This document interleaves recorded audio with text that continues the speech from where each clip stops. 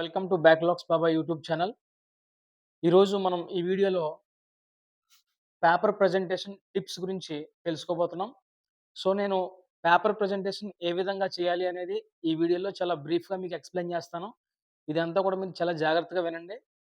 Actually public examination దగ్గరలో ఒక 2, 3 days ముందు ఈ వీడియో చేయాల్సింది.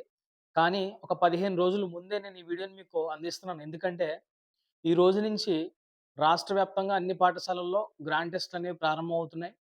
ఇంకా పబ్లిక్ ఎగ్జామినేషన్‌కి సంబంధించి చివరి టెస్ట్‌లు మీ పాఠశాలలో మీరు రాసే చివరి ఎగ్జామినేషన్స్ ఇవి. కొంతమంది గ్రాండ్ టెస్ట్‌లని చెప్తున్నారు. దాన్నే కొంతమంది ప్రీ ఫైనల్ 2 అని పిలుస్తున్నారు. కాబట్టి ఏదైనా మన స్కూల్‌లో, మన పాఠశాలలో మనం రాస్తున్నటువంటి చివరి ఎగ్జామినేషన్స్ ఇవి. ఇంకా పబ్లిక్ ఎగ్జామినేషన్‌కి వెళ్ళే ముందు చివరి పోరాటం ఈ ఎగ్జామినేషన్స్. సో, ఇప్పుడు నేను ఏదైతే చెప్తున్నానో టిప్స్ అవన్నీ కూడా మీకు అలవాటుగా మారాలి.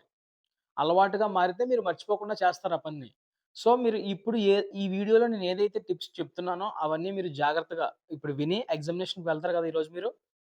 నేను ఏదైతే టిప్స్ చెప్తున్నానో అవన్నీ కూడా మీరు ఈ గ్రాండ్ టెస్ట్‌లు జరుగుతున్నాయి కదా స్కూల్‌లో. ఈ గ్రాండ్ టెస్ట్‌లోనే మీరు అప్లై చేయండి. ఈ గ్రాండ్ టెస్ట్‌లో మీరు అప్లై చేసినప్పుడు ఏమన్నా తప్పులు దొర్లినప్పుడు వెంటనే మళ్ళీ పబ్లిక్ ఎగ్జామినేషన్ తర్వాత ఉంటాయి కాబట్టి మనం దాన్ని రెక్టిఫై చేసుకోవడానికి అవకాశం ఉంటది.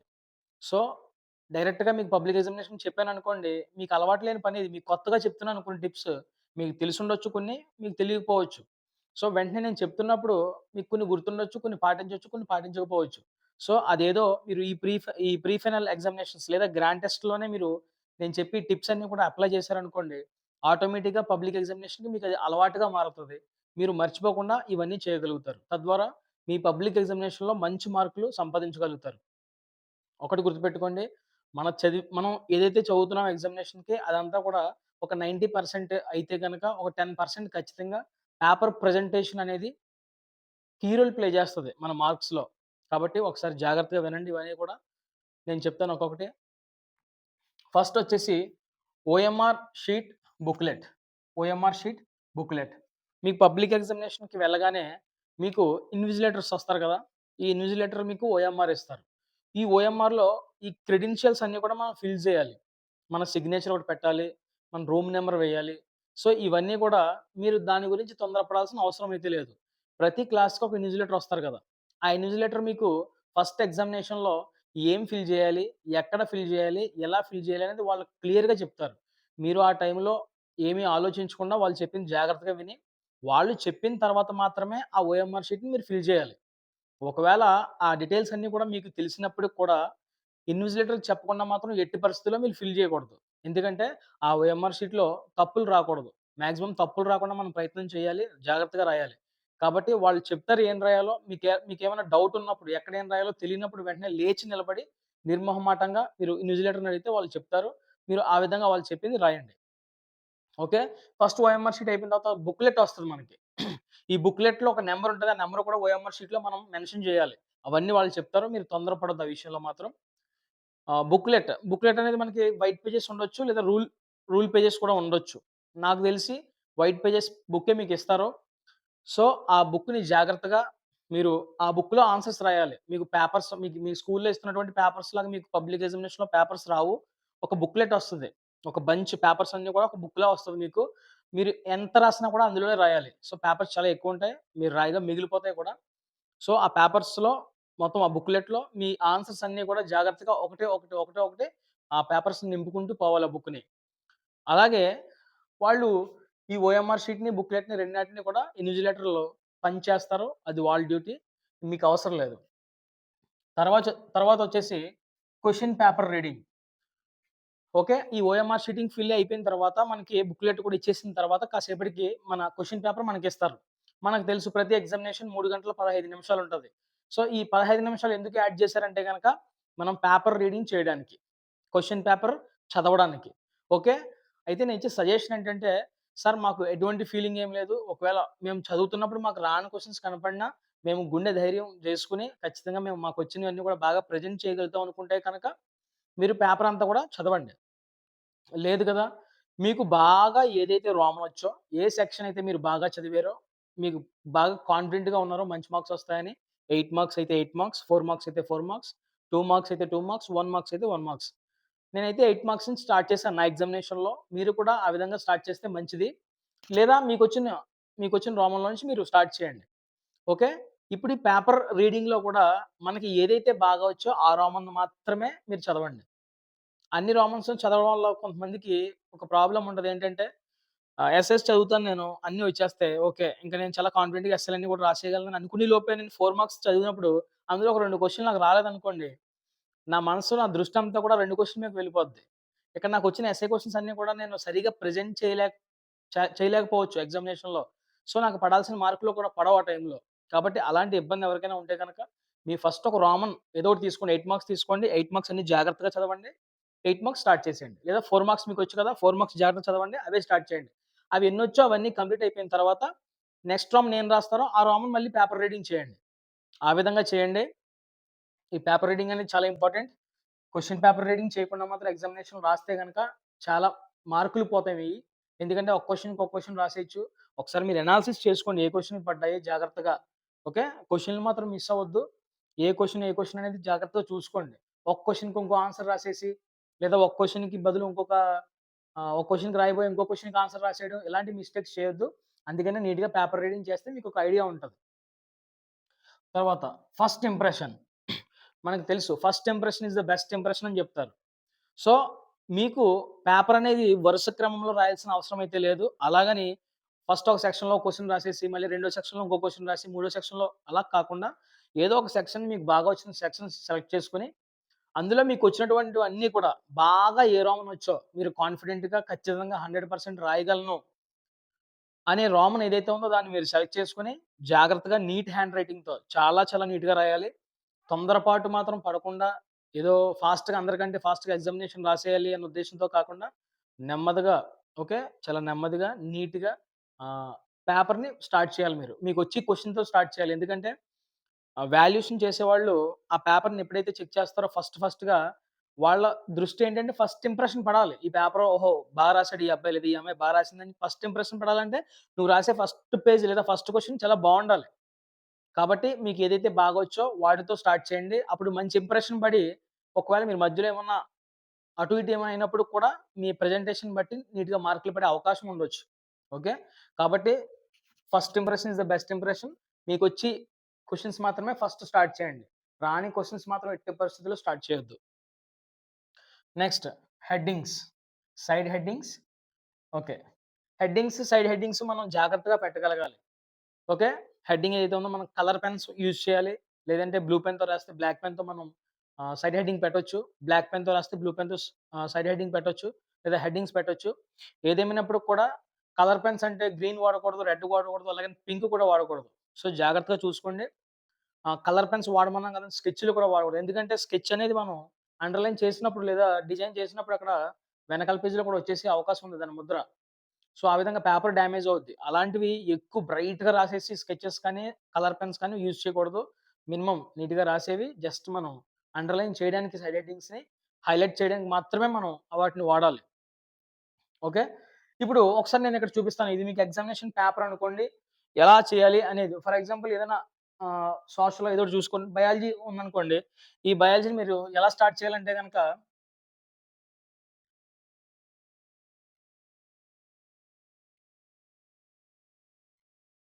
ఇలా పెట్టాలి. ప్రతి ఎగ్జామినేషన్‌కి నాట్ ఓన్లీ బయాలజీ ఏ ఎగ్జామినేషన్ అయినా సరే తెలుగైతే జవాబులు అని పెట్టాలి.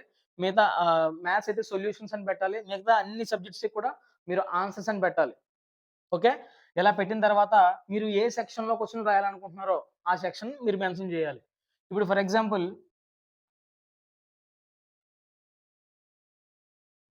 సెక్షన్ ఏలో రాయాలనుకుంటున్నారు.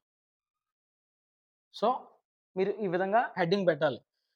ఇప్పుడు సెక్షన్ ఏలో ఏ క్వెషన్ రాయాలనుకుంటున్నాను. ఫర్ ఎగ్జాంపుల్ నేను ఎయిత్ క్వెషన్ రాయాలనుకుంటున్నాను. ఎయిత్ ఆన్సర్ అని పెట్టి ఇలాగా మీరు ఆన్సర్ స్టార్ట్ చేయాలి ఈ విధంగా. ఓకేనా? ఈ విధంగా ఖచ్చితంగా మీరు ఆన్సర్స్ అని హెడ్డింగ్ పెట్టాలి. మీరు ఏ సెక్షన్ నుంచి క్వెషన్ రాస్తున్నారో ఆ సెక్షన్ హెడ్డింగ్ పెట్టాలి. మరి ముఖ్యంగా మీరు రాసే క్వెషన్ నంబర్ ఖచ్చితంగా వెయ్యాలి. సెక్షన్ రాసేసి ఆన్సర్ రాసేస్తారు చాలామంది. క్వెషన్ నంబర్ వేయకపోతే మాత్రం నువ్వు ఎంత తోపులా ఆన్సర్ రాసినా అది ఇన్‌వాలిడ్ అయిపోద్ది. ఏ క్వెషన్‌కి నువ్వు ఆన్సర్ రాసావో తెలీదు. ఓకే. కాబట్టి దయచేసి క్వెషన్ నంబర్ మాత్రం మర్చిపోవద్దు. ఓకే. తర్వాత సైడ్ హెడ్డింగ్స్ చాలా ఇంపార్టెంట్. ఫర్ ఎగ్జాంపుల్ బయాలజీలో ఒక ఎస్సే తీసుకున్నామనుకోండి. ఏం ఓకే. మీరు ఈ విధంగా నెక్స్ట్ ఈ విధంగా రాస్తారు ఏం అనేది. నెక్స్ట్ మళ్ళీ ఇంకొక side heading apparatus.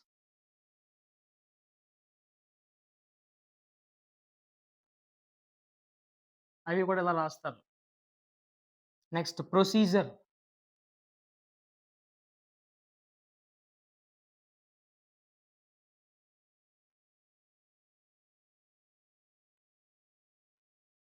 Observation.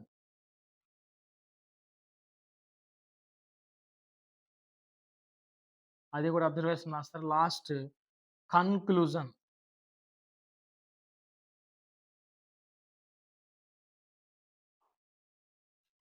So ఇగో ఈ విధంగా మనం రాయాలి. అంటే నేను ఒకే స్కెచ్‌తో ఒకే మార్కర్‌తో మొత్తం రాసాను నేను.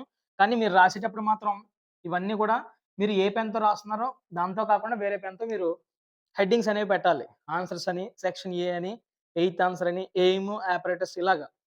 ఏ క్వెషన్ రాస్తున్నా సరే మనం సైడ్ హెడ్డింగ్స్ ఉంటే ఖచ్చితంగా సైడ్ హెడ్డింగ్స్ హైలైట్ చేయాలి. సైడ్ హెడ్డింగ్స్ లేకపోయినప్పుడు కూడా మనం కొన్ని కొన్ని సందర్భాల్లో సైడ్ హెడ్డింగ్స్ సృష్టించాలి. సైడ్ హెడ్డింగ్స్ పెట్టి రాస్తే మాత్రం చాలా మంచిగా మార్కులు పడతాయి. కాబట్టి జాగ్రత్తగా ఇవన్నీ కూడా మీరు ఫాలో అవ్వాలి ఖచ్చితంగా. నేను ఏ విధంగా రాసానో మీరు ఆ విధంగానే రాయాలి. తెలుగైతే మాత్రం జవాబులను రాస్తారు. విభాగం, విభాగం 1, విభాగం 2 అని ఉంటాయి. విభాగం అని పెడతారు. ఇక్కడ ఎయిత్ అని పెడతారు.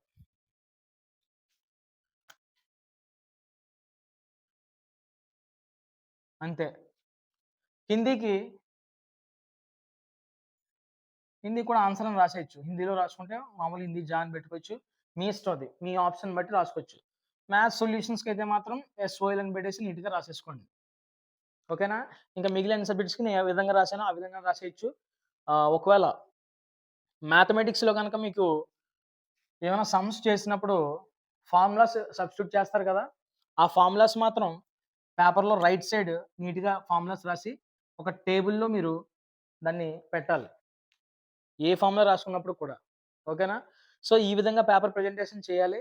అలాగే లాంగ్వేజెస్ ఏదైతే ముఖ్యంగా ఉన్నాయో ఇంగ్లీష్, తెలుగు, హిందీ మీరేదైనా వాటిలోంచి క్వెషన్ రాస్తున్నప్పుడు ఫర్ ఎగ్జాంపుల్ మీరు తెలుగులోంచి ఒక ప్రశ్న రాస్తున్నారు.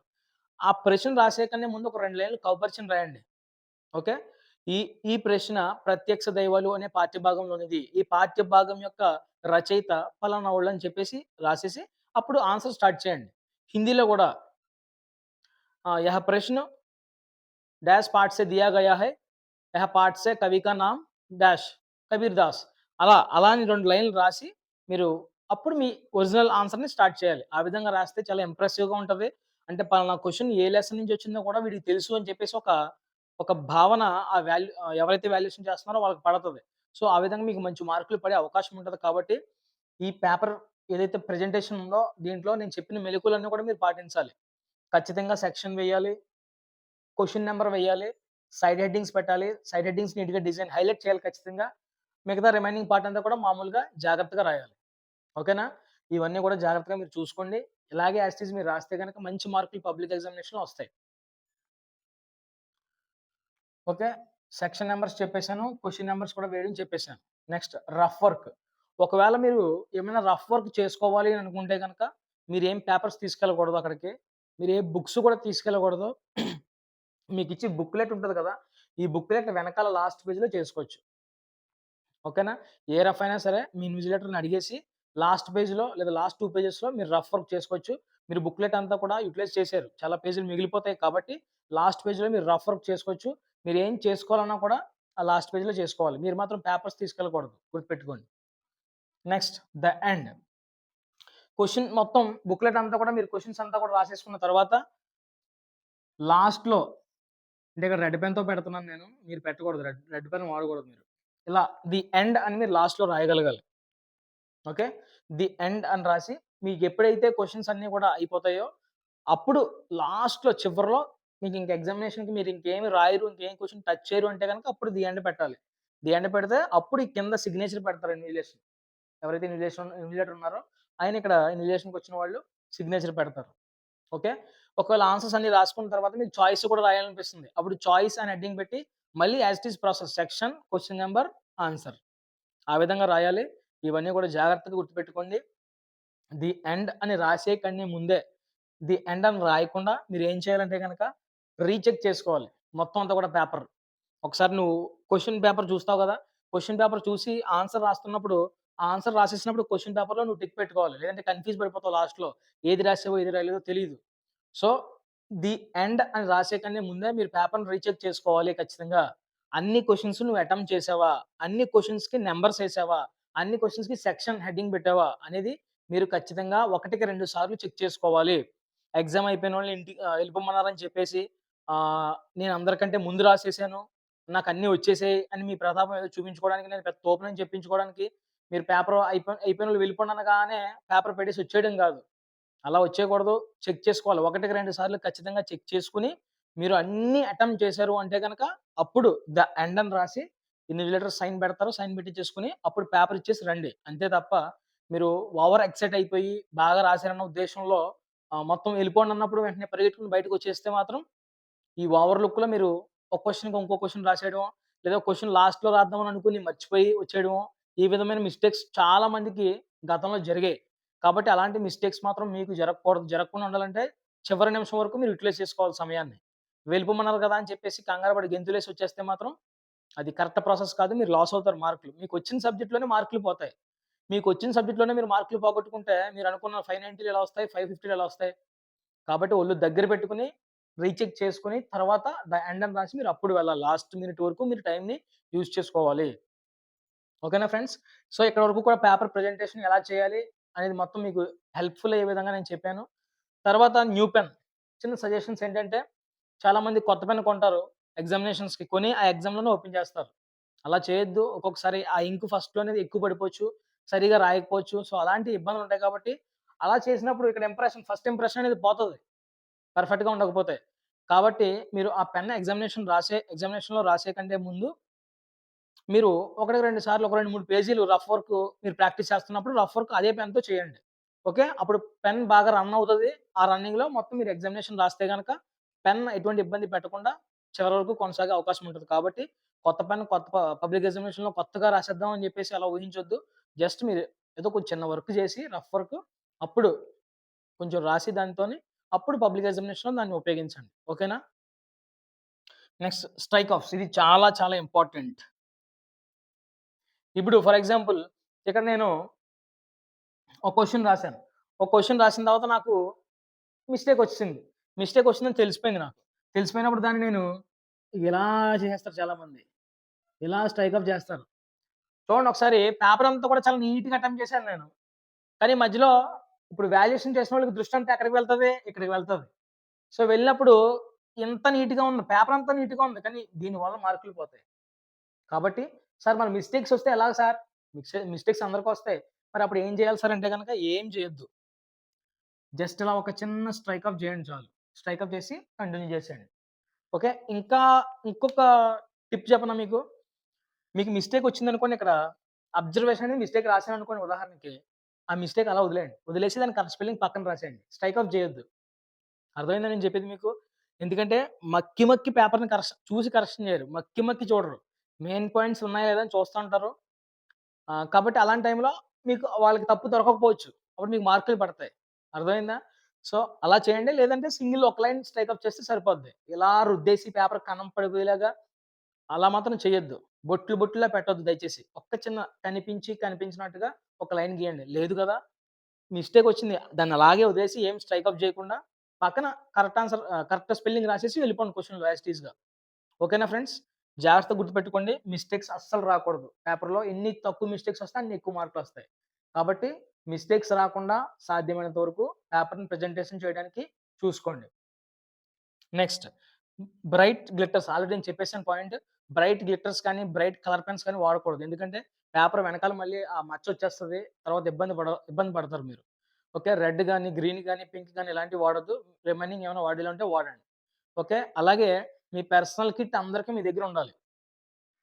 ఎగ్జామినేషన్‌కి వెళ్లి పెన్సిల్ ఇవ్వా, ఎరేజర్ ఇవ్వా, స్కేల్ ఇవ్వా అని అడుక్కుంటే చాలా చండాలంగా ఉంటది పబ్లిక్ ఎగ్జామినేషన్‌లో అడిగితే. ఇక్కడ మీ స్కూల్‌లో ఉంటారు. మీ స్కూల్‌లో రాసుకుంటున్నప్పుడు అందరూ మీకు తెలిసినోళ్ళు కాబట్టి ప్రాబ్లమ్ ఉండదు. అక్కడ 4 స్కూల్ నుంచి నలుగురు వస్తా ఉంటారు. కాబట్టి వాళ్ళనడిగితే చాలా చండాలంగా చూస్తారు. కింద నుంచి పైకి చూస్తారు. కాబట్టి మీ కిట్ అంతా కూడా దాంట్లో మొత్తం పెన్సిల్, 2 రకాల పెన్సిల్ ఉండాలి.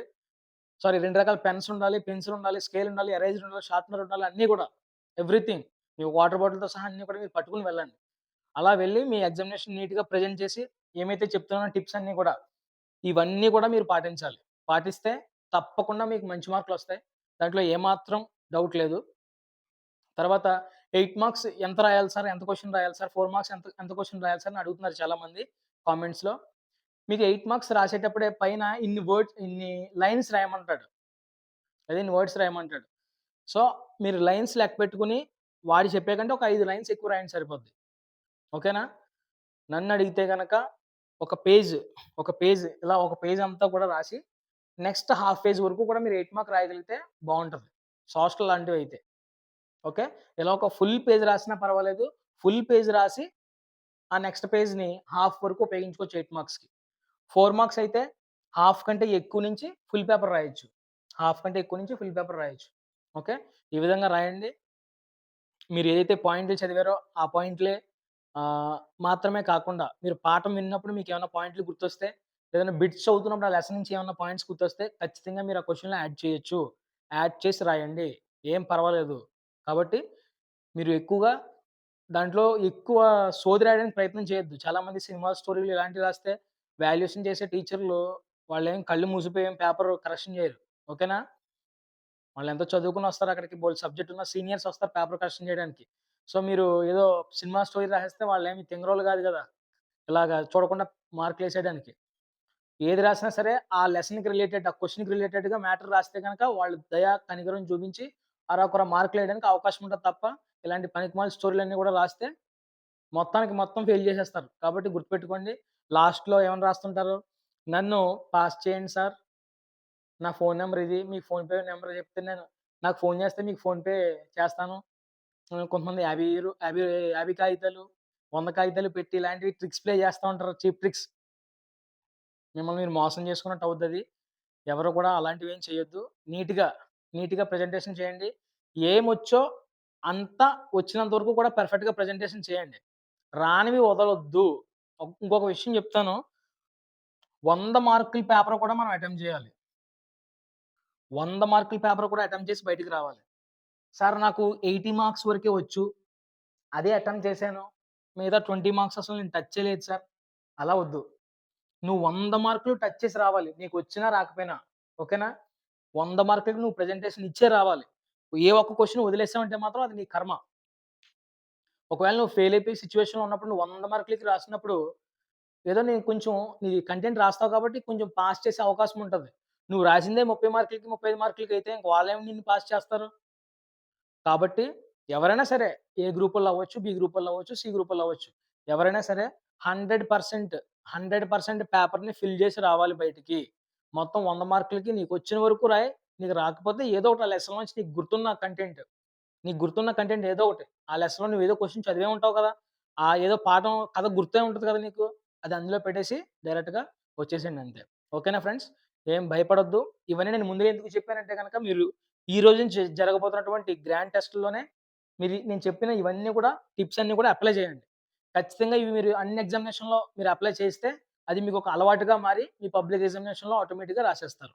అలా కాకుండా పబ్లిక్ ఎగ్జామినేషన్‌లోనే రాస్తాను ఈ ఈ గ్రాండ్ టెస్ట్‌లో మామూలుగా యథావిధిగా రాసేస్తానంటే మాత్రం వద్దు. అలా వద్దు. ఇవి మనకి పబ్లిక్ ఎగ్జామినేషన్‌కి రిహార్సల్ అనుకోవడం ఏంటి రిహార్సలే. కాబట్టి మీరు పబ్లిక్ ఎగ్జామినేషన్‌ని ఎలాగైతే ప్రెజెంట్ చేస్తారో అదే మాదిరిగా ఈ ఎగ్జామినేషన్ ప్రెజెంట్ చేయండి. మీకు మంచి ప్రాక్టీస్ అవుతది. ఓకేనా ఫ్రెండ్స్? మన ఛానెల్‌లో జాయిన్ అవ్వండి అందరూ కూడా వాట్సాప్ ఛానెల్‌లో. అలాగే కమ్యూనిటీ పోల్స్‌లో కూడా నేను బిట్స్ పెడుతున్నాను. ఎవరైనా ఆన్సర్ చేయలేదో వాళ్ళందరూ కూడా ఆన్సర్ చేయండి. ఇంకెవరైనా సబ్స్క్రైబ్ చేయకుండా ఉంటే గనక మన ఛానెల్‌ని సబ్స్క్రైబ్ చేయండి. మన ఫ్రెండ్స్ అందరికి కూడా షేర్ చేయండి. ఓకేనా friends? Thank you so much.